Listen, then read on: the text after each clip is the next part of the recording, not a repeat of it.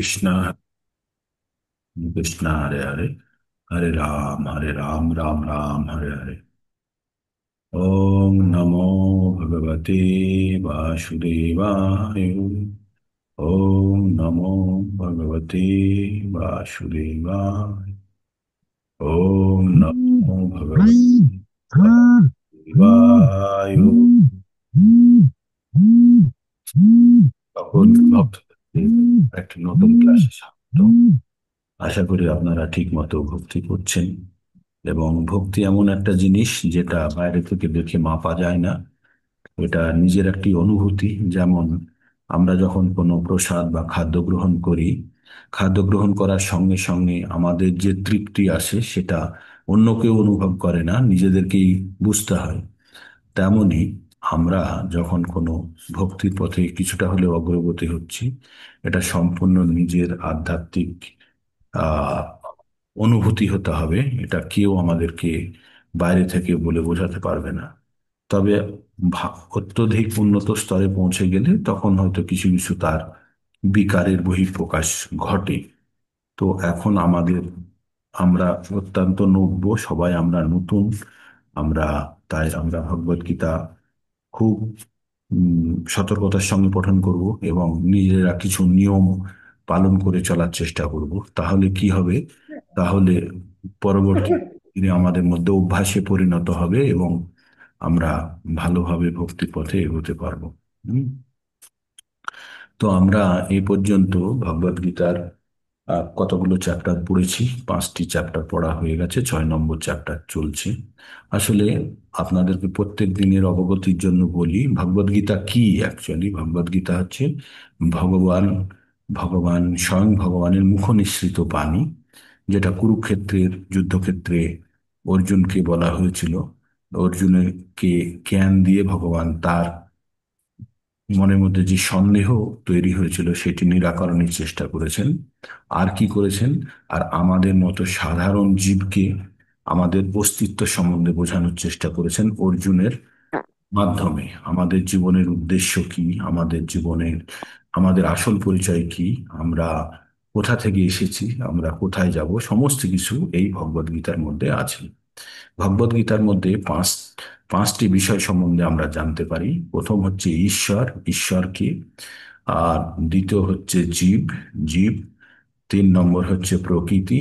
4 নম্বর হচ্ছে সময়। আর 5ম নম্বর হচ্ছে কর্ম। এগুলির মধ্যে সব থেকে পৃথক হচ্ছে কর্ম। প্রথম 4টে বিষয় যেগুলি বললাম সেগুলি হচ্ছে সকলের জন্য একই, কিন্তু একটি বিষয় আলাদা, সেটি হচ্ছে কর্ম। আর কর্মের কারণে আমাদের বিভিন্ন রকমের আমরা বস্ত্র পরিধান করে বসে আছি। বস্ত্র মানে জামা কাপড়ের কথা ভাববেন না। বস্ত্র মানে আমি এখানে বলতে চাইছি, আমরা যারা যুগ মন্দিরে এখন বসে আছি, আমাদের প্রত্যেকেরই সময় এক, প্রত্যেকেরই পরিবেশ এক, প্রত্যেকের ঈশ্বর এক, এবং প্রত্যেকের আত্মাও আমাদের এক। তাই এই অবস্থায় আমাদের মধ্যে ভিন্ন কি? আমাদের মধ্যে ভিন্ন শুধু কর্ম। তো এই কর্ম অত্যন্ত গুরুত্বপূর্ণ। আর এই কার্মিক ফল বা কার্মিক রিয়াকশন যেটা হচ্ছে, সেটা জন্ম জন্মান্তরে চলতে থাকে। আজকে আমরা যে পরিবেশে বা যে কুলে বা যে বংশে জন্মগ্রহণ করেছি, সে জন্ম সবাই বলে কর্ম করলে এখানেই ফল ভোগ করে যেতে হয়। খুব সুন্দর কথা, কিন্তু যে জন্মগ্রহণের পর্বটা সেটাকে কে নিয়ন্ত্রণ করে? সেটা পূর্ববর্তী জীবনের কর্মফলই আমাদেরকে বর্তমান জীবনে ঠেলে দেয়, এবং বর্তমান জীবনের কর্মকলাপ বা কার্যকলাপ আমরা যেগুলো করব সেগুলো আমাদেরকে পরবর্তী জীবনে নিয়ে যাবে।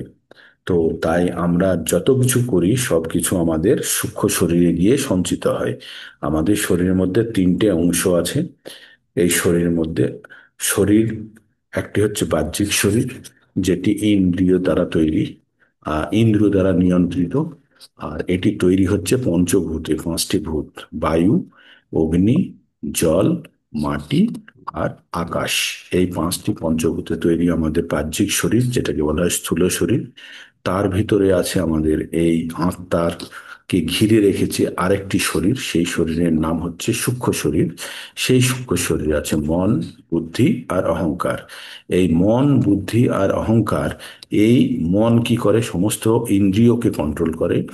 আর অহংকারের কাছে কি থাকে, তথ্যের ভান্ডার, সব কিছু আমরা যত কিছু করছি তার তথ্যের ভান্ডার থাকে অহংকারের কাছে। আর এই বুদ্ধি বিবেচনা করে, যখন কোনো ইন্দ্রিয় কোনো খবর নিয়ে যায়, ইন্দ্রিয় নিয়ে গিয়ে সেটা মনের কাছে নিয়ে যায়, আর মন সেটা বুদ্ধিকে দেয়। বুদ্ধি বিবেচনা করার জন্য মনের কাছে যে তথ্যের ভান্ডার আছে অহংকার, সেখানে ঘেঁটে দেখে। দেখার পরে যে নির্দেশটি তৈরি হয় সেটি আবার মনকে দেয়। মন তখন কি করে, কর্মেন্দ্রিয়গুলোকে চালনা করে। তার মানে মন জ্ঞানেন্দ্রিয় থেকে খবর পায়, নিয়ে বুদ্ধিকে দেয়। বুদ্ধি ডেটাবেসের সঙ্গে ওটাকে ভেঙে ঘুরিয়ে দেখে, দেখে বিচার করে একটি যে যে নির্দেশ, সেই নির্দেশটি কর্মেন্দ্রিয়র মাধ্যমে চালনা করে। আর নির্দেশটা দেয় কে, নির্দেশটা যদিও বুদ্ধি দেয়, কিন্তু ডাইরেক্ট অ্যাকশনটা করাই এদের। কিছু অসুবিধা হচ্ছে? শুনতে পাচ্ছেন? হ্যাঁ। মিউট করে দিলাম সবাইকে। তো আমাদের মন কর্মেন্দ্রিয়ের মাধ্যমে কাজটি করায়। তো এইভাবে আমাদের জীবন চক্র চলতে থাকে। এইবার আমাদের যে মনের কাছে যে তথ্যের ভান্ডার আছে, সেই তথ্যের ভান্ডারটা জন্ম মৃত্যুর সঙ্গে সঙ্গে, মৃত্যুর সঙ্গে সঙ্গে ওই তথ্যের ভান্ডারটা আমরা নিয়ে চলে যাই। তো তাই 15 নম্বর অধ্যায়ের 8 নম্বর শ্লোকে এই কথাটি বলা আছে, শরীরাং যদবপ্নতি যচ্চাপ্নোত কমতি ঈশ্বরঃ গৃহীতৈতানি সংয়াতি বায়ুর্গন্ধানি নিবেশয়াত। যেমন বায়ু একটা জায়গা থেকে আর একটা জায়গাতে গন্ধ নিয়ে যায়, কিন্তু বায়ু সেই গন্ধটা মাখে না, আবার সেখানে পৌঁছে দিয়ে বায়ু সেখান থেকে চলে যায়। তেমনি আত্মা যখন একটা শরীর থেকে আর একটা শরীরে স্থানান্তরিত হয়, তখন এই শরীরে যত ধ্যান ধারণা সব বয়ে অন্য শরীরে নিয়ে যায়। কার মাধ্যমে?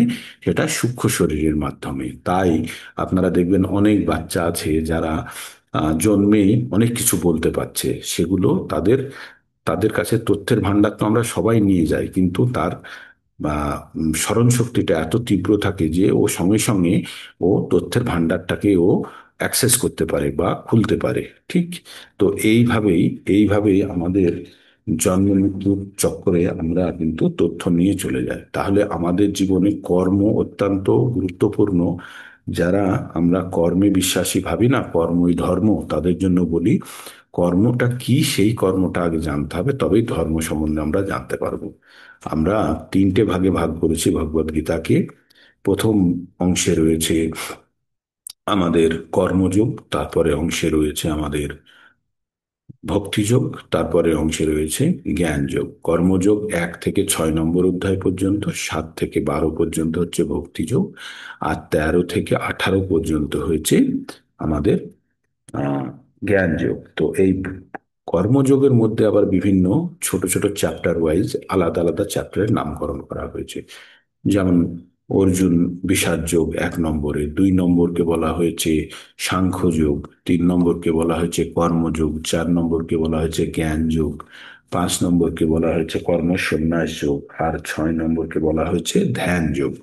তো আমরা বর্তমানে 6 নম্বর অধ্যায়ে পৌঁছেছি। 6 নম্বর অধ্যায়ের আমরা কিছুটা পঠন পাঠন করেছি। তো 6 নম্বর অধ্যায়ের আমরা যেটা নিয়ে শুরু করেছিলাম সেটা হচ্ছে সন্ন্যাসী কারা, যারা কাজ ত্যাগ করে দিয়েছে তারা সন্ন্যাসী, না যারা আহ আগুনকে ছয় না তারা সন্ন্যাসী। তো তাই ভগবান আহ ভগবান অর্জুনকে প্রথম শ্লোকে যেটা বললো, অনাশ্রিত কর্ম, শ্রী ভগবান বাচ অনাশ্রিত কর্ম ফলং কার্যং কর্ম করোতি য স সন্ন্যাসী চ যোগী চ না নিরাগ্নির চ অক্রিয়।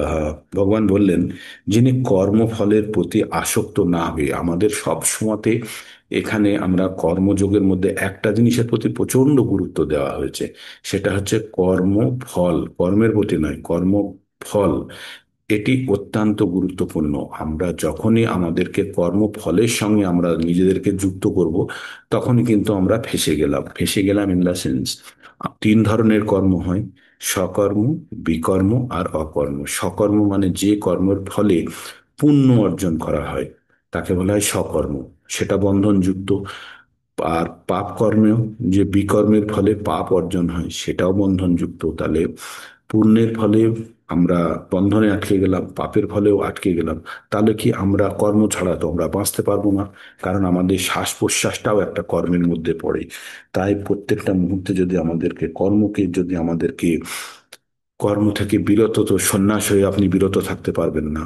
তাহলে কি করতে হবে? একটা উপায় আছে আপনার কাছে, সেটা হচ্ছে কর্মের ফল ত্যাগ করে। কর্মের ফল ত্যাগ করে কর্মকে দায়িত্ব, কর্তব্য, ভগবানের প্রতি সেবা হিসাবে ভেবে যখন আমরা কর্ম করব, তখন সেই কর্মের কোনো ফল আমাদের উপরে আসবে না। সেটাকেই বলছে অকর্ম। তাই এখানে বলছে অনাশ্রিত কর্মফলম, মানে কর্মফলের প্রতি কোনো রকম আশা না রেখে যে কর্ম করে, কর্তব্য শুধু ভেবে করে, তিনিই প্রকৃত সন্ন্যাসী। আর তিনি যোগী। তিনি এমন নয় যে যে আগুন অগ্নিহোত্রী যজ্ঞ করছে বা যিনি সবকিছু ত্যাগ করে দিয়েছেন তিনি সন্ন্যাসী নয়। তিনি সন্ন্যাসী, তিনিই যোগী, যিনি কর্মফলের আশা ত্যাগ করে কর্তব্য ভেবে কর্ম করে। ঠিক এই পর্যন্ত আমরা বুঝে থাকলাম। এই জায়গাটাকে সবসময় আমাদের মাথার মধ্যে বোঝাতে হবে যে কর্মফলের আশা ত্যাগ করতে হবে। কর্ম ত্যাগ করতে হবে না, আমাদের প্রত্যেককে আমাদের নিজ নিজ দায়িত্ব কর্তব্য করতে হবে, কিন্তু কিন্তু কর্মফলের আশা ত্যাগ করে আমরা কর্মফলের প্রতি নিজেদেরকে বন্ধনে বাঁধবো না। তারপরে ভগবান বললেন দুই ধরনের যোগী হয়, একটা হচ্ছে যোগী রুড়ুক্ষ, আর একটা হচ্ছে যোগী রূঢ়। যোগী রুড়ুক্ষ যারা, যারা সিঁড়ির একদম নিচের ধাপে আছে তারা হচ্ছে যোগী রুড়ুক্ষ, আর যারা সর্বোচ্চ শ্রেণীতে পৌঁছে গেছে তারা হচ্ছে যোগ রূঢ়। তারা মানে হচ্ছে যোগ রূঢ়, তারা সর্বোচ্চ শ্রেণী। তারা নিজেদেরকে সমস্ত বাসনা কামনা সব কিছু তারা নিজেদেরকে শান্ত করে তারা ভগবানের উদ্দেশ্যে সম্পূর্ণভাবে নিয়োজিত। তারা পরম তত্ত্ব তারা জেনে গেছে, তাদের আর কোনো এই ভৌতিক কর্মকাণ্ডে তাদের কোনো আসক্তি নেই। তাদের কিন্তু কর্ম থেকে তারা বিরত নেই, তারা শুধু কামনা রহিত কর্ম থেকে বিরত।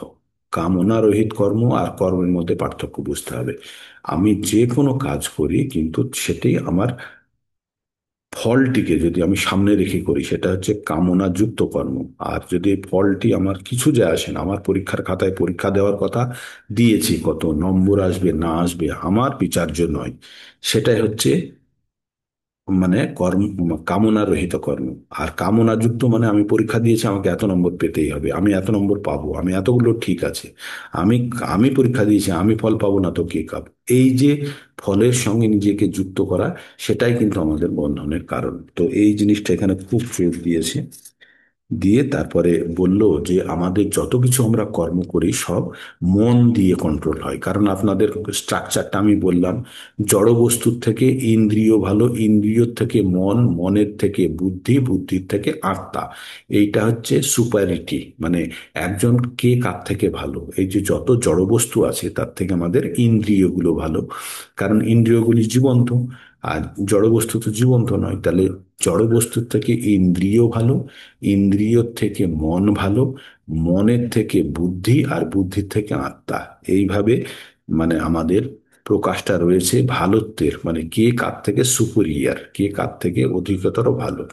তাই মন হচ্ছে এমন একটা জায়গা যেখান থেকে আমাদের কাছে সমস্ত কর্ম করার নির্দেশ আমরা বাইরে থেকে সংগ্রহ করি। যেমন আমরা বাইরে আমাদের যে চক্ষু, কর্ণ, নাসিকা, জিহ্বা, ত্বক, এই পাঁচটি ইন্দ্রিয় কার সংস্পর্শে আসে? পাঁচটি বিষয় সমূহের, রূপ, রস, গন্ধ, শব্দ, স্পর্শ। যখন কোনো ইন্দ্রিয় কোনো কোনো বিষয়, ইন্দ্রিয় বিষয়সমূহের সংস্পর্শে আসে, তখন মনকে কে হরণ করে নিয়ে চলে যায়? যেমন বায়ুতে নৌকাকে হরণ করে নিয়ে প্রচন্ড বেগে বয়ে নিয়ে চলে যায় পালতোলা নৌকাকে, তেমনি কোনো বিষয়সমূহ যখন মনের সংস্পর্শে আসে তখন মনকে হরণ করে নিয়ে চলে যায়, তখন আর আমাদের কোনো কাজ, আমরা এই যে জুম মন্দিরে সকালে বসে ভগবত চর্চা করছি, এই ভাবতে ভাবতে আমরা জপ করতে করতে হঠাৎ মন যেন কোথায় কোথায় কোথায় কোথায় ঘুরে চলে আসে, তাই না? তো আমাদের ওই বিষয়সমূহ আমাদেরকে চিন্তা করতে বাধ্য করে এবং আমাদেরকে নিজেরা, তাই তাদের যাদের মনের উপরে কন্ট্রোল আছে, মন তাদের কাছে বন্ধু। আর যদি মনের কাছে কন্ট্রোল না থাকে তাহলে মন তাদের কাছে শত্রু। কিন্তু যারা মনকে জয় করে ফেলেছে তারা প্রশান্ত, তারা প্রশান্ত, অনেক শান্ত। আর তারা পরমাত্মাকে উপলব্ধি, মনকে জয় করতে পারলেই তারা পরমাত্মাকেও উপলব্ধি করে ফেলবেন। তাদের কাছে শীত, গ্রীষ্ম, উষ্ণ, আর শীত, উষ্ণ, গ্রীষ্ম, বর্ষা, মান অপমান সব সমান। আর আর একটা জিনিস বলছে, যাদের জ্ঞান, শাস্ত্রের জ্ঞান এবং উপলব্ধ জ্ঞান অনুভূতির দ্বারা পরিতৃপ্ত হয়েছেন, এই যে আমরা যে পঠন করছি, আমরা শাস্ত্র পঠন করছি, এর দ্বারা যে জ্ঞান আমরা প্রাপ্ত করছি, তার দ্বারা যখন কেউ চিন্ময় স্তরে পৌঁছে যাবে, যখন সেই জড়জাগতিক যত কর্মকাণ্ডের থেকে নিজেকে বিচ্ছিন্ন করে যখন সে চিন্ময় স্তরে পৌঁছে যাবে, তার কাছে মাটির ঢেলা, পাথর আর অতখানি সোনা তার কাছে সমান, কোনোটারই কোনো দাম নেই, কারণ সবকিছুই তার কাছে জড় বস্তু। তো সেটা যখন কেউ জেনে যাবে, তখন সে জানবে যে সে সর্বোচ্চ শ্রেণীতে পৌঁছে গেছে, কিসের? ভক্তির। তারপরে ভগবান বললেন যে যিনি সুহৃদয়, যিনি মিত্র, শত্রু, উদাসীন, মধ্যচ্ছদাকারী, মৎসর, বন্ধু, ধার্মিক, পাপাচারী আদি সকলের প্রতি সমর্থ, যে সব থেকে শ্রেষ্ঠতা লাভ করেছে, যে সর্বোচ্চ শ্রেণীতে পৌঁছে গেছে, তার কাছে কে? যিনি আমার যে প্রকৃত বন্ধু সে যেমন, আমার শত্রু তেমন, আমি সকলের প্রতি উদাসীন, আমার কোনো রকমের আর উদাসীন বলে না, উদাসীন মানে কোনো কোনোভাবে আসীন নয়, যুক্ত নয়, মধ্যচ্ছদাকারী, যেমন কারোর সঙ্গে কারোর ঝগড়া হয়ে গেলে সামনে আরেকজন এসে দুজনের মধ্যে একটা বোঝাপড়া করিয়ে দেয়, তার প্রতিও কোনো রকমের আকর্ষণ নেই। বন্ধু, ধার্মিক, পাপাচারী সবার প্রতি সমবুদ্ধি সম্পন্ন কে? যিনি সর্বোচ্চ শ্রেণীতে পৌঁছে গেছে, কিসের? এই ভক্তির। তার কাছে সবাই সমান, তার কাছে কোন রকম, ভগবান 9 নম্বর অধ্যায়ের একটা শ্লোকে বলেছে, 26 নম্বরের কাছাকাছি বা 27 নম্বরে, সমহং সর্বভূতেষু না মে দেশস্তি না প্রিয়, যো ভজন্তে তু মে ভক্তা মই তে তেষু চপ্পয়ম। ভগবান বলছে যে সমস্ত জীব আমার কাছে সমান, না কেউ আমার প্রিয়, না কে আমার না কেউ আমার অধিক প্রিয়, না কেউ আমার অপ্রিয়, সকলে আমার কাছে সমান। তবে একটা জিনিস মনে রাখতে হবে, যে আমার ভজনা করে সে কিন্তু আমার হৃদয়ে বাস করে, আর আমিও তার হৃদয়ে বাস করি। তো এটা ওই আপনার আহ এটা বলা হয়েছে 9 নম্বর অধ্যায়ে, আমরা কিছুদিনের মধ্যে সেখানে প্রবেশ করব, তখন আরো জানতে পারবো। তো এইভাবে আমাদেরকে যোগ রুড়ুক্ষু আর যোগারূঢ়, এই দুটো ব্যক্তির ব্যক্তিত্ব সম্বন্ধে আমাদের এখানে জ্ঞান দেওয়া হলো। তাহলে যোগারূঢ় যে, হ্যাঁ, যোগারূঢ় যে, সে ব্যক্তি সর্বদা পরম ব্রহ্মে সংযুক্ত, তার দেহ মন আত্মাকে নিয়োজিত করেন। তিনি একাকী নির্জন স্থানে বাস করেন এবং সর্বদা তার মনকে বশীভূত করবেন। তিনি বাসনামুক্ত, পরিগ্রহ রহিত। তার মানে যে যোগাড়ুর শ্রেণীতে আছে তার বাসনা শূন্য।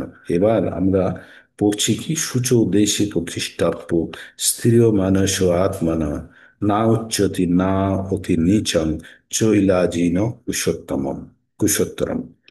তৈকাগ্রং মনোক্ষিপ্তা যত চিত্ত ইন্দ্রিয় ক্রিয়া, উপবিনশ্য উপবিশ্য শনা উপবিশ্য শনে যুঞ্জান যোগ আত্মবিশুদ্ধয়ে। যে 12-13 নম্বর শ্লোকটা কালকে পড়েছিলাম, তবু আর একবার পড়ছি।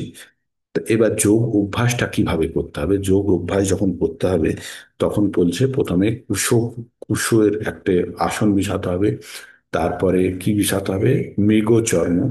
তারপরে ওই আসনের উপরে বস্ত্রাসন মানে একটা কাপড়ের আসন রেখে, সেই আসনটা যেন অতি উঁচু না হয়, অতি নিচু না হয়, আর ওইটাকে একটি নির্জন স্থানে স্থাপন করে সেখানে বসে সূচি মনে পবিত্রতার সঙ্গে ইন্দ্রিয়, হৃদয়, চিত্ত, ইন্দ্রিয় এবং ক্রিয়া সংযত, মানে মনকে সংযত করতে হবে, ক্রিয়াকে সংযত করতে হবে করে এবার মনকে একাগ্র করার অভ্যাস করবেন। মানে এটা হচ্ছে অষ্টাঙ্গ যোগ, যে আমরা ধ্যানের পদ্ধতি, সেই পদ্ধতির একটা জায়গা। তবে এখানে বিশ্লেষণে প্রভুপাদ বলেছেন কলিযুগে কোনো যজ্ঞ নয়, কলিযুগে একটাই যজ্ঞ। কি যজ্ঞ? হরিনাম সংকীর্তন যজ্ঞ। তাই বলছেন এখানে একটি, বলছে পরমার্থ সাধনের শ্রেষ্ঠ পন্থা হচ্ছে ভগবানের দিব্য নাম সমন্বিত হরে কৃষ্ণ মহামন্ত্র কীর্তন করা। তাই আগে যেমন বলা হয়েছে হরের নাম এইব হরের নাম এইব কেবলম, মানে শুধু হরির নাম হরির নাম হরির নাম। কালো, মানে কলিযুগে নাস্তব্য নাস্তব্য নাস্তব্য গতির অন্যথা, কলিযুগে এছাড়া আর কোনো গতি নেই। তো যখন এই কোনো কথা আমরা একবার দুবার তিনবার বলে ফেলি, কথার জোর দেওয়ার জন্য আমরা কোনো কথার প্রতি কথাকে আরো শক্তভাবে আমরা সেটাকে প্রতিষ্ঠা করার জন্য আমরা কি করি, কথার উপরে জোর দিতে থাকি, তাই না? সেই জন্য ওই কথাটি বারবার বারবার বলি না, important, very important, very very important, তারপরে কি বলি, ভেরি ভেরি ভেরি ইম্পর্টেন্ট। তেমনি এখানে বলছে হরের নাম এই ভক্তি বলা, শুধুই হরির নাম, শুধুই হরির নাম, শুধুই হরির নাম। কালো, মানে কলিযুগে নাস্তব্য নাস্তব্য নাস্তব্য গতির অন্যথা। নেই নেই নেই, আর কোনো রাস্তা নেই। তারপরে এবার 13-14 নম্বরে কি আছে? সমকায় শির বিক্রম ধারায়ণ ধারায়ণম ধারায়ণ চলং স্থির সংস্পেক্ষ নাসিকাগ্রম সদিশা স্নান বলকয়ন প্রশান্তাত্মা বিগত ব্রহ্মচারিতে স্থিতা মনঃ সংযম মচ্চিত্ত যুক্ত আসীন মৎপরা। এবার বলছে যে এই ধ্যানটি কিভাবে করবে। ধ্যানটি করার সময় বলছে সোজা হয়ে বসে গ্রীবা, মানে গলা, তারপরে মাথাকে সোজা করে রেখে আমাদের দৃষ্টিকে নাসিকা অগ্রে, মানে আমাদের নাকের ডগাতে দৃষ্টিকে এনে কি করতে হবে? দৃষ্টিপূর্বক প্রশান্ত আত্মা ভয় শূন্য ব্রহ্মচর্য, মানে আমাদের মনকে শান্ত করে ভয় শূন্য অবস্থাতে আর অবশ্যই ব্রহ্মচারিত্ব যেন থাকে মানুষের মধ্যে, ব্রহ্মচারিত্ব পালন করে পুরুষ মনকে সম্পূর্ণ জড় বিষয় থেকে প্রত্যাহার করতে হবে। মানে কোন রকম পার্থিব জগৎ জাগতিক ভাবনা চিন্তা থেকে বাইরে রেখে যখন সে জীবনের চরম লক্ষ্য স্থির করবে, কাকে? ভগবানকে। তখন সে আমার তখন হৃদয়ে ধ্যানপূর্বক যোগ অভ্যাস করবে। তার মানে কি কি বুঝলেন এটা দিয়ে? যে যোগ, অষ্টাঙ্গ যোগের জায়গাতে বলছে একটা আসন বিছাতে হবে নির্জন স্থানে, আসনটি হবে কুশের, তারপরে থাকবে হরিণের চামড়ার, তারপরে থাকবে একটা কাপড়ের আসন। সেই আসনটি যেন অতি উঁচু না হয়, অতি নিচু না হয়। আসনের উপরে বসে মনকে, শরীরকে সম্পূর্ণরূপে পবিত্র রেখে ব্রহ্মচারিত্ব পালন করে জগতিক যত কিছু ক্রিয়াকর্ম থেকে নিজেকে বিচ্ছিন্ন করে নাকের ডগার দিকে দৃষ্টি নিক্ষেপ করে সোজা হয়ে বসে সে কি করবে? ভগবানের সঙ্গে একাত্ম হওয়ার জন্য যে প্রক্রিয়া করবে সেটাকে বলছে সেইটা। তার ফলে কি হবে? সে বলছে যে পুরুষ ব্রহ্মচর্যের রতস্থিত পুরুষ মনকে সমস্ত জড় বিষয় থেকে প্রত্যাহার করে ভগবানের ভগবানকে জীবনের চরম লক্ষ্য রূপে স্থির করবে। মানে আমাদের জীবনের চরম লক্ষ্য হচ্ছে ভগবান, এবং হৃদয়ে ভগবানকে ধ্যান পূর্বক, মনের মধ্যে থেকে ভগবানকে ধ্যান পূর্বক যোগ করার জন্য চেষ্টা করবে। এখানে একটা জিনিস আমাদের জানতে হবে যে আমরা যদি বিচলিত হয়ে যায়, কোনো কারণে যদি উত্তেজিত হয়ে থাকি, কোনো কারণে যদি মানসিক স্থিরতা না থাকে, তাহলে কিন্তু আমরা কখনোই ভগবানের সঙ্গে যুক্ত হওয়ার যে চেষ্টা করব সেটা কখনোই হবে না। সেই জন্য সবসময় ব্রহ্ম মুহূর্তকে খুঁজে নেওয়া হয়, যখন আমাদের মন শরীর সম্পূর্ণরূপে শান্ত থাকে এবং জাড়জগতিক ক্রিয়াকলাপ থেকে সম্পূর্ণরূপে বিচ্ছিন্ন থাকে। তাই আমরা যে সকালবেলায় হরে কৃষ্ণ মহামন্ত্র জপ করছি, তারপরে ভগবত গীতার ক্লাসে আসছি, এই যে জপের মাধ্যমে শান্ত মন কি করছে, বারে বারে ভগবানের সঙ্গে যুক্ত হওয়ার চেষ্টা করে। তাই আপনারা দেখবেন তখন এক ধরনের ভিন্ন ধরনের এক শান্তি উপলব্ধি হয়। আর এই শান্তি যত আপনি সময় যাবে ধীরে ধীরে এই শান্তির মানে তীব্রতা বা আপনি বলতে পারেন যে বিস্তৃতি বাড়তে থাকবে। মানে এই শান্তিটা অনেক দূর পর্যন্ত। এবার এই শান্তি যখন 24 ঘন্টা বিরাজ করবে, তখন জানবে সে একজন যোগাড়ুড়ের মধ্যে পৌঁছে গেছে। 15 নম্বরে কি বলছে? যুঞ্জানা এবং সদা আত্মানং যোগী সংযিত চৈত্য শান্তিম নির্বাণ পরমাণং নির্বাণ পরমাণং মৎসংস্থাম অধিগচ্ছতি। এইভাবে দেহ মন কার্যকলাপকে সম্পূর্ণরূপে সংযত করার অভ্যাসের ফলে যোগী জড়বন্ধন থেকে মুক্ত হয় এবং ভগবানের ধাম প্রাপ্ত হয়। কে? কোন যোগী কি করলো? যোগী একটি আসনে বসলো, বসে সোজা হয়ে বসে নাকের ডগার উপরে দৃষ্টিকে এখানে নিক্ষেপ করে মনকে সংযতভাবে সম্পূর্ণভাবে সংযত করে ব্রহ্মচর্যে থেকে জাগতিক যত কামনা বাসনাকে সব কিছুকে পরিহার করে সম্পূর্ণরূপে ভগবানের চিন্তায় ভগবানের সঙ্গে যুক্ত হওয়ার অভ্যাসে লীন হয়ে থাকলো। কতক্ষণ? মানে সব সময়তেই যারা এই অবস্থাতে থাকবে, তখন কি হবে? তার হৃদয়ের মধ্যে এক ধরনের প্রশান্তি অনুভূত হবে। তারপরে সে ধীরে ধীরে ভগবানের সঙ্গে যুক্ত হতে পারবে। সেই কথাই বলেছে, যোগ অনুশীলন করার পরম উদ্দেশ্য এখানে স্পষ্টভাবে ব্যাখ্যা করা হয়েছে। জড় জগতে সুখ স্বাচ্ছন্দ্য লাভ করা যোগ আদর্শ আসনের উদ্দেশ্য নয়। আমরা যোগের দ্বারা কোনো পার্থিব সুখ স্বাচ্ছন্দ্য পাওয়ার জন্য আমরা কিন্তু কোনো যোগাসন করি না। কিসের জন্য করি? যোগাসন করা হয় আমাদের ইন্দ্রিয়গুলোকে সংযম করার জন্য। পক্ষান্তরে বলা যায় জড় জগতের বন্ধন থেকে মুক্তি লাভ করাই যোগ সাধনের প্রকৃত উদ্দেশ্য। স্বাস্থ্যের উন্নতি সাধন অথবা লৌকিক সিদ্ধি লাভ করার জন্য যে ব্যক্তি যোগ অভ্যাস করে, ভগবদ গীতায় তাকে যোগী বলে স্বীকৃত দেওয়া হয়নি। এই যে সকালবেলায় রামদেব করে না, শ্বাস নাও শ্বাস ছাড়ো কপাল ভাতি করো, বা চক্রাসন বজ্রাসন, বা বিভিন্ন আসনের কথা বলা হয়, এগুলোই দ্বারা কখনোই এগুলো যোগের অংশ নয়, এগুলো আসন মাত্র। সেই জন্য যোগ আসন বলা হয়।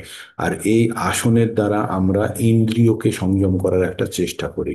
ইন্দ্রিয় যখন সংযম হবে, তখনই আমরা পরবর্তী পর্যায়ে আমরা ধীরে ধীরে পৌঁছতে পারবো। পরবর্তী পর্যায়টা কি? মনকে শান্ত করে ভগবানকে যুক্ত হওয়ার প্রচেষ্টা। তারপরে কি বলছেন ভগবান? বলছে যে না অতি অশ্নত না অতি অশ্নত যোগ হন্তি না চৈকান্ত মনস্লত না চাতি স্বপ্নাশীলস্য জাগ্রত নৈব চ অর্জুন। যে অধিক ভোজন করে, যারা অত্যধিক ভোজন করে, বা যারা নিতান্ত অনাহারী, যারা কিছু খাবারই গ্রহণ করে না, অধিক নিদ্রা প্রিয়, অনেকে আছে না খুব ঘুমোতে ভালোবাসে, বা নিদ্রা শূন্য সারা রাত জেগে থাকে, এই রকম ব্যক্তিরা যোগী হতে পারে না। তাহলে কারা যোগী হতে পারে না? যারা অধিক ভোজন করে, বা ভোজনই করে না, খুব কম গ্রহণ করে, একদম সামান্য পরিমাণে, যতখানি প্রয়োজন তার থেকেও কম গ্রহণ করে, বা যারা অত্যন্ত ঘুমোতে ভালোবাসে, বা যারা একদম ঘুমশূন্য থাকে। আর আর একটা কি বললো? যে যারা, যে ব্যক্তি নিদ্রা শূন্য, মানে অধিক ভোজন আর কম ভোজন করা, বা অত্যধিক নিদ্রা আর কম নিদ্রা, এই রকম ব্যক্তিদের দ্বারা কখনো কিন্তু যোগী হওয়া সম্ভব নয়। তারপরে ভগবান তাহলে কি করবে, তাহলে কেমন ভাবে যোগী হবে, তাই বলছে এখানে খুব গুরুত্বপূর্ণ শ্লোকটি। যুক্ত আহার বিহারস্য যুক্ত চেষ্টাস্য কর্মসু যুক্ত স্বপ্না বোধয়স্য বোধস্য যোগ ভবতি দুঃখঃ। কি বললেন? যুক্ত আহার বিহারস্য, যুক্ত আহার বিহারস্য যুক্ত চেষ্টস্য কর্মস্য যুক্ত স্বপ্নাব বোধস্য যোগ ভবতি দুঃস দুঃখহা। দুঃখহা মানে হচ্ছে দুঃখ নাশক। তাহলে ভগবান কি বললেন? যিনি পরিমিত, এর আমরা কি জানলাম? যে অধিক ভোজন করে আর অধিক ঘুমোয় তার দ্বারা কখনো যোগ হবে না। এখানে কি বলছে? যিনি পরিমিত আহার বিহার করেন, যে লিমিটেড আহার বিহার করেন বা চেষ্টা করেন, যিনি নিদ্রা এবং জাগরণে নিয়মিত, যারা নিয়মিত ঘুমোই, যেমন আমরা কি করি, আমরা 10টার মধ্যে ঘুমিয়ে পড়ি, আবার 4টের মধ্যে আমরা আবার ভগবান, তাহলে 6 ঘন্টা ঘুম হয়ে যায় যথেষ্ট। তো তেমনি নির্দিষ্ট ভাবে নিয়মিত যারা জাগরণ এবং নিদ্রা গ্রহণ করেন, আর অভ্যাস যোগের দ্বারা সমস্ত জাগতিক বিষয়ের দুঃখের নিবৃত্তি সাধন করতে পারেন, তারা কি করতে পারেন, এই যোগ সাধনার দ্বারা, যোগ অভ্যাসের দ্বারা তারা তাদের দুঃখের কারণকে নিবৃত্তি করতে পারেন।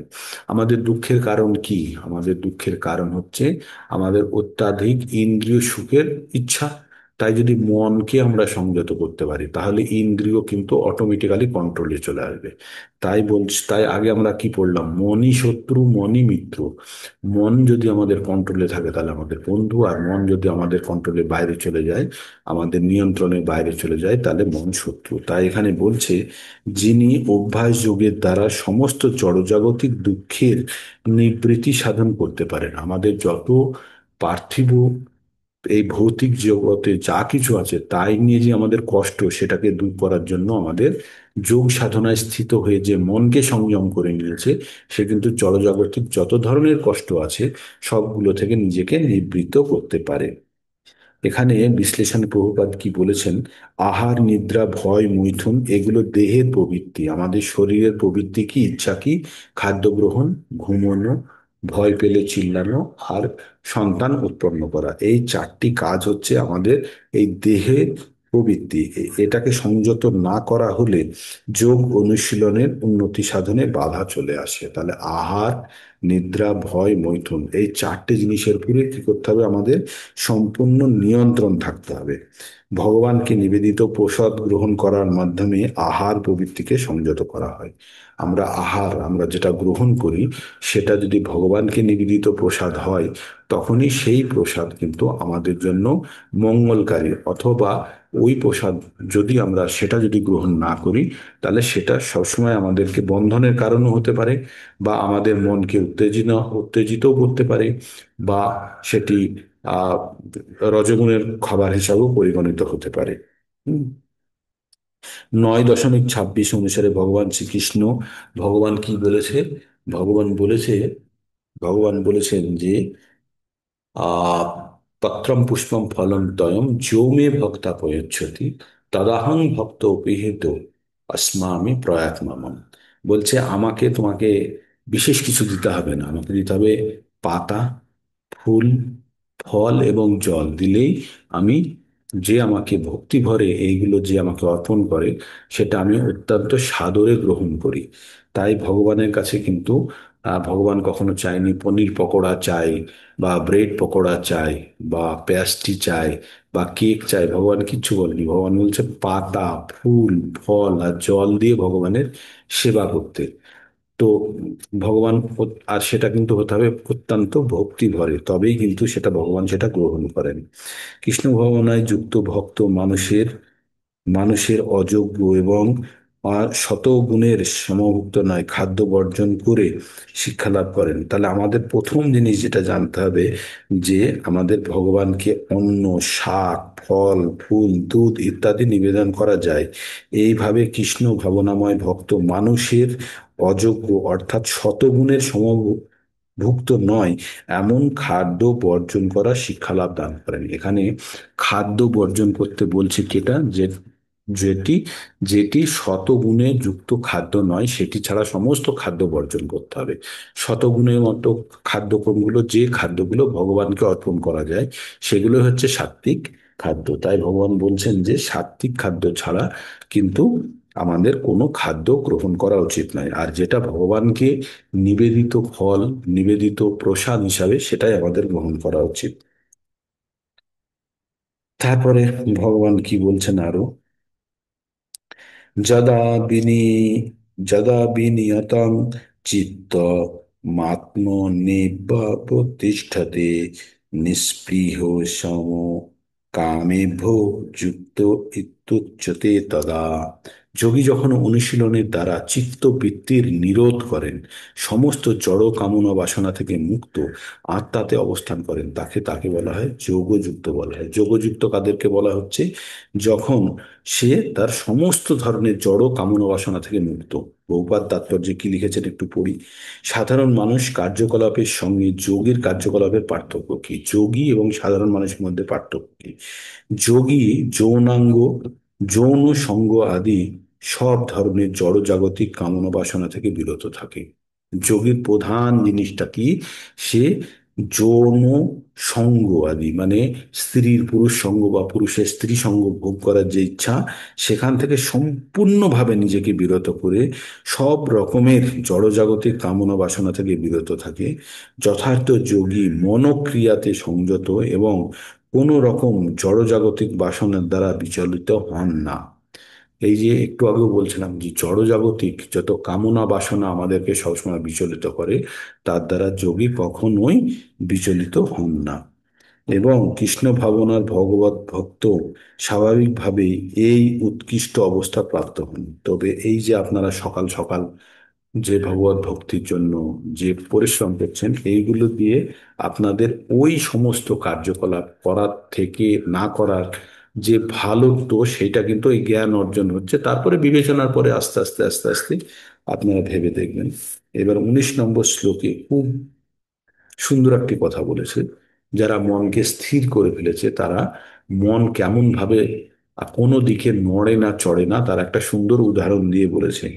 যথা দীপ নিভস্তস্য নিঙ্গতে সমুপাস্মিতাঃ যোগী ন যত চিত্তস্য যুঞ্জত যোগমাত্মনঃ। কি বললো? যথা দীপ নিবাতস্থ লিঙ্গতে সমপা স্মিতা। যথা দীপ মানে যেমন একটি দ্বীপ একটি বায়ুশূন্য স্থানে রাখলে তার যেমন শিখা একদম নড়ে না, তেমনি যারা যোগে সম্পূর্ণরূপে ভাবে স্থিত হয়েছে, তারা একদম মানে আত্মবিষয় সম্বন্ধে তারা একদম স্থির। তাই এখানে বাংলায় কি বলা আছে? বায়ুশূন্য স্থানে দীপশিখা যেমন সামান্যও কম্পিত হয় না, চিত্তবৃত্তির নিরোধ অভ্যাসকারী যারা মনকে সম্পূর্ণরূপে কন্ট্রোল করেছে, তেমন যোগী চিত্ত তেমন আত্মবিষয়ক ধ্যানে অবিচলিত অবিচলিত থাকে।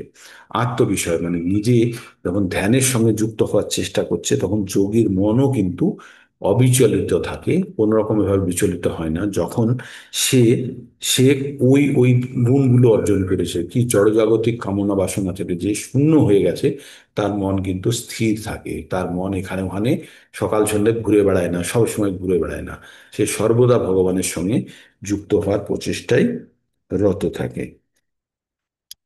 তারপরে এখানে 4টে শ্লোক আছে, সেগুলো কালকেই আমরা এটাকে এই 4টে শ্লোককে নিয়ে এগোবো, যেটা অষ্টাঙ্গ যোগের কথা বলা হয়েছে। এবং তার পুরো আহ ইটা পাঠ করব, কি নাম, তাৎপর্যটা পাঠ করবো। তো আমরা এই পর্যন্তই আজকে আমরা ক্লোজ করব, এখানেই আমরা আজকের মতো শেষ করব। আর একটু আপনাদের খিটখিট লাগবে, একই ধরনের কথাগুলো বারবার আসছে, কারণ ভগবত গীতাতে একই কথা বারবার বলে আমাদের মনের মধ্যে শক্তিশালী ভাবে বসানোর চেষ্টা করেছে। তো আমাদেরকেও সেটা জানতে হবে। ভগবত গীতাতে আমরা এতক্ষণ পর্যন্ত কি জিনিসটা বুঝলাম? আমরা যে জিনিসটা বুঝলাম, যে কর্মযোগের মধ্যে আমরা যে জিনিসটা বললাম, ইন্দ্রিয়কে সংযত করে ফলের আশা না করে আমরা যখন কোনো কাজ করব, সেই কাজটি বন্ধনযুক্ত হবে না। তাতে আমাদের ঘরের দরজা বন্ধ করা হলো, ধুলো ঢুকবে না, কিন্তু ঘরটা পরিষ্কার হবে কিভাবে? তাই না? দুটো কাজ করতে হবে, আমাদের ঘরের ভেতরে ধুলোকে বার করতে হবে এবং জানলা বন্ধ করতে হবে। তো ঘরের ভেতরে ধুলোকে পরিষ্কার করার জন্য আমরা জপ করছি, আমাদের শুদ্ধিকরণ। আর বাইরের ইচ্ছা যদি আমাদের মনের মধ্যে প্রবেশ করে আমাদেরকে যেন বিব্রত না করতে পারে, সেই জন্য আমাদের কি করতে হবে? আমাদের ইন্দ্রিয় সংযম করতে হবে। এই ইন্দ্রিয়ই হচ্ছে মেন কারণ, যা দ্বারা আমরা প্রত্যেকটা মুহূর্তে বিচলিত হই। এই জড়জগতের যত কিছু ইচ্ছা অনিচ্ছা, সব আমাদের কাছে পৌঁছয় কি করে? এই ইন্দ্রিয়র মাধ্যমে, এই রূপ রস গন্ধ শব্দ স্পর্শ। যখন আমাদের ইন্দ্রিয়ের সংস্পর্শে আসে, তখন আমাদের ইন্দ্রিয় কি হয়, ভীষণভাবে উত্তেজিত হয়ে যায়। আর তখনই মনকে হরণ করে নিয়ে চলে যায়। তাই তাই আমাদের কি করতে হবে, এই ইন্দ্রিয়কে সংযত করতে হবে। তারপরে যোগীরা কি করে, অত্যধিক আহার হবে না, অত্যধিক নিদ্রা হবে না, তারপরে বসে, সোজা হয়ে বসে ধ্যান পূর্বক নিজের দৃষ্টিকে নাকের ডগায় রেখে মনকে সংযত চিত্তে ভগবানের সঙ্গে যুক্ত করার চেষ্টা করতে হবে। তো অষ্টাঙ্গ যোগের এই অঙ্গগুলো বলা হলো। এই পর্যন্ত আজকে থাকলো। আপনারা সবাই ভালো করে ভক্তি করুন। আর যদি ক্যামেরা অন করতে পারেন তাহলে ক্যামেরা অন করে নিন, যারা যারা পারবেন। প্রতিদিন নিয়মিত আপনারা জয়েন করুন, আপনারা করেন, আপনারা অনেক ভালো ভক্ত। ভগবানের অত্যন্ত কৃপা আছে আপনাদের উপরে, তাই এটা সম্ভব। হাজার হাজার মানুষ কম্বলের নিচে এয়ার কন্ডিশন চালিয়ে ঘুমোচ্ছে, আর আপনারা কষ্ট করে ভগবানের নাম করার চেষ্টা করছেন। তাই এটি ভগবানের মানে অপার কৃপা, না হলে এটা কখনোই সম্ভব নয়। তাই আপনারা এই সুযোগ কখনোই হাতছাড়া হতে দেবেন না। ভগবানের চিন্তায় নিজেকে মগ্ন করুন। আর জড়জাগতিক সুখ সাময়িক, একদম সাময়িক, হ্যাঁ। তাই এটা আসবে আর যাবে, গ্রীষ্ম বর্ষার মতো। তাই সেখান থেকে নিজেদেরকে বিরত করতে হবে। হরে কৃষ্ণ হরে কৃষ্ণ, কৃষ্ণ কৃষ্ণ হরে হরে, হরে রাম রাম রাম হরে হরে। তাই আজকে এখানে শেষ করছি। কারো কিছু বলার থাকলে হ্যান্ড রেজ করুন। একটু বুঝতে অসুবিধা হবে, কিন্তু বারবার শোনার পরে পঠনের মাধ্যমে মনের মধ্যে এই কথাগুলো স্থিত হবে। এটা সহজ জিনিস নয়। একটা জিনিস যখনই বুঝতে পারবেন না, তখন ভাববেন আপনি তো তবু বোঝার চেষ্টা করছেন, অনেকে চেষ্টাই করেনি, আপনারা তার থেকে ভালো। আবার দুবার তিনবার চারবার যখন চেষ্টা করবেন, দেখবেন যে কিছুটা হলেও বুঝতে পারছেন। এটাই এটার পদ্ধতি। আর আমরা ছোট ছোট করে অনুশীলন করব, করে আমরা এগোনোর চেষ্টা করব, ঠিক আছে? বাঞ্ছাকল্পতরুভ্যশ্চ কৃপা সিন্ধুভ্যেব চ পতিতানাং পাবনেভ্যো বৈষ্ণবেভ্যো নমো নমঃ। হরে কৃষ্ণ। আপনাদের দিন কৃষ্ণ ভাবনাময় হোক।